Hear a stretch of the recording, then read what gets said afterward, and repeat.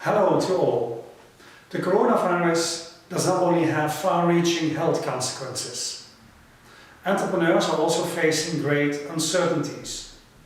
Many of them are wondering what they must or can do. In this contribution, I will discuss a number of aspects of the coronavirus and the effects for the Netherlands based on Dutch law. I will touch upon contractual aspects as well as the consequences for the transport sector and employment law. As to contractual aspects, the starting point for contract law, whichever jurisdiction, is that agreements must be honored. This is not different in the Netherlands. However, it is clear that the coronavirus will undeniably affect the possibility of parties to fulfill their agreements. If a party in general does not comply with the agreements, all kinds of actions can be taken by the other party. Think of claiming damages and/or dissolving the agreement. As to claiming damages, the following. If a party fails to fulfill its obligations, it is possible to claim damages. In Dutch contract law, however, a mere shortcoming is not sufficient to award damages. The shortcoming must also be attributable to the other party in default. Otherwise, a claim for damages can generally not be awarded. In that case, there is a so-called force majeure situation. The question is therefore, when can we speak of force majeure? Firstly, note that in the event of force majeure, there is a hindrance to fulfill a commitment. But not every hindrance can immediately lead to a successful appeal on force majeure. The hindrance must be such that fulfillment must be deemed impossible for the party concerned. Secondly, Dutch contract law provides answers in Book 6, Article 75 of the Dutch Civil Code. A shortcoming cannot be imputed to the debtor if it is not due to his fault, nor comes for his account by virtue of law, a contract, or generally accepted practice. Note that this is cumulative. In other words, force majeure only exists if something is not your fault, nor can come for your account on the basis of the law, a contract, or generally accepted practice. Whether there is force majeure must be assessed on a case-by-case basis. Regarding the coronavirus, we cannot say that this is due to the fault of the debtor, nor are there currently laws that attribute the virus and its consequences to the debtor. In my opinion, the same applies for the generally accepted practices. Therefore, in most cases, the relevant question is what the contract stipulates on this matter. In practice, the general terms and conditions often provide for force majeure clauses. Not infrequently, specific arrangements are made for the outbreak of a pandemic such as the coronavirus. Here, we see the following problem. General terms and conditions have often a briefly formulated force majeure clause. In other words, pandemics are regularly not mentioned by name. This does, however, not automatically mean that therefore they do not qualify as force majeure. This is due to the fact that these clauses are often open-ended and regularly just mention unforeseen circumstances. Nevertheless, this uncertainty can sometimes give rise to discussion and following this, even litigation. But it ultimately depends on each individual agreement whether a pandemic will lead to force majeure. Generic statements about this are not possible. In this uncertain time, it is for entrepreneurs wise to review all of their agreements. If the agreements contain a force majeure clause, it should be applied. If they do not contain such a clause, it can be wise to contact the counterparty and make future arrangements.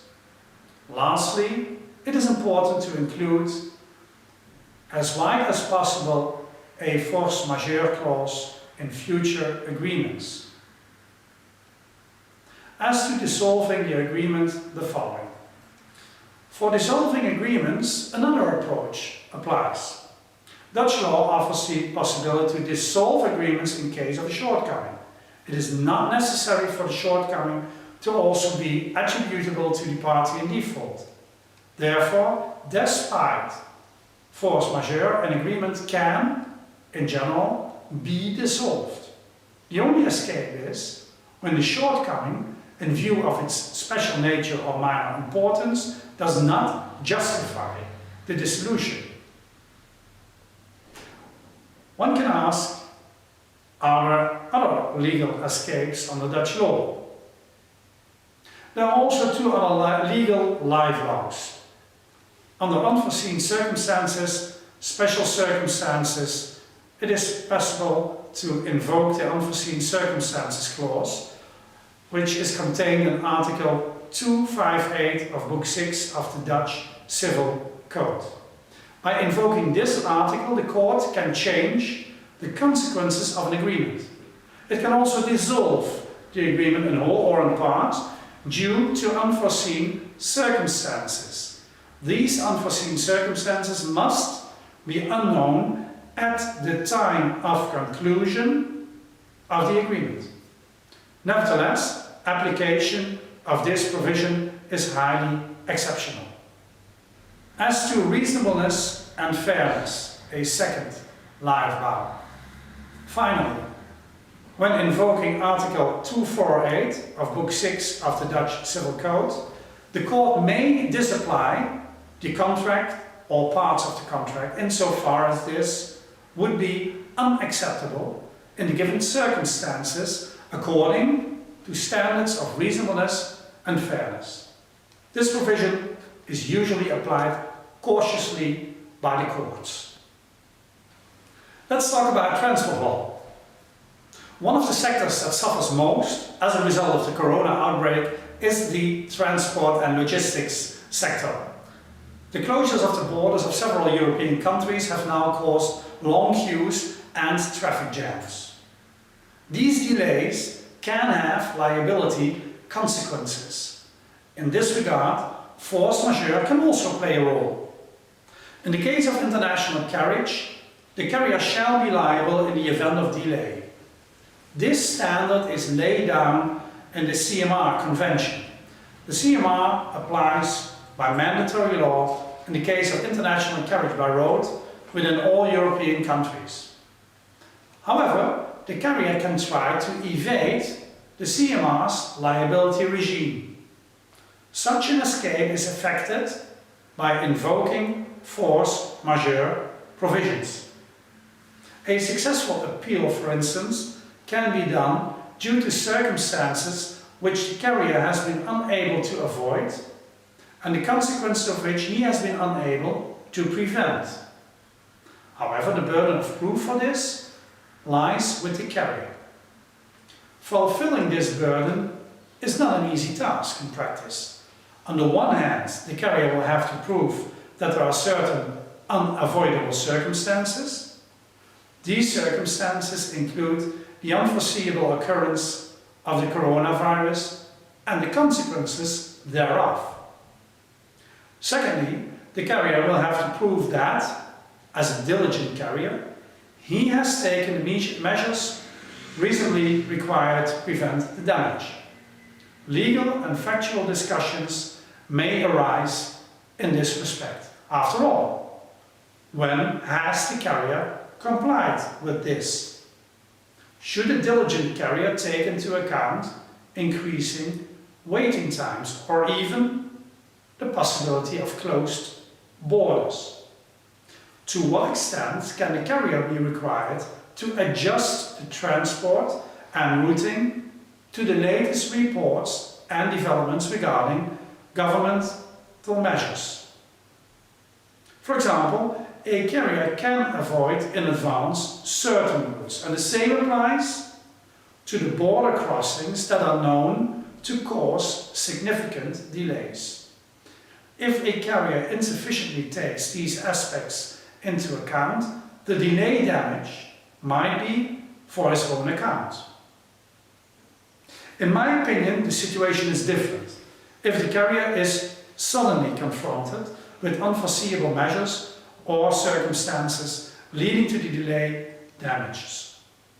Think of a carrier that arrives at a border crossing and at the same time the government of that country unexpectedly decides to close the borders. Or the situation in which the carrier almost arrives at its destination and is confronted with unforeseen measures or circumstances that prevent it from delivering the goods. For instance, the recipient of the goods is simply not present anymore. This has actually recently happened in Italy. A successful appeal to force majeure via the CMR convention is more likely in these cases. But luckily for the carrier, if the carrier is liable, then that liability is limited to the freight rate under the CMR. It is only possible to evade this protection in case of intent or deliberate recklessness or gross default. And that pertains to Article 29 of the CMR Convention. The chance of this succeeding in the Netherlands is quite small. What does the coronavirus mean for employment laws in the Netherlands? The coronavirus also has consequences for employment laws. Some companies are closed. Others continue work largely from home. Employees have to stay at home in case of complaints such as nasal colds, coughs, sore throats, or fever. The employee remains entitled to his pay. The government has introduced the new temporary emergency measure bridging work retention. Entrepreneurs can, under circumstances, apply to this if they have less turnover and less work. In that case, they may be reimbursed for part of the personnel costs. Apart from finances, liability risks can also arise for the employer. For example, the employer is required to ensure a safe working environment. He will therefore have to make an effort to prevent contamination in the workplace insofar as possible. This requires a proactive attitude in the Netherlands for the employer. Let me come to my closing remarks. The coronavirus will inevitably have far-reaching consequences for entrepreneurs. They are currently dealing with many economic and legal uncertainties. With my contribution, I have tried to identify and explain a number of legal uncertainties. Due to the time constraints, I cannot go into this in more detail.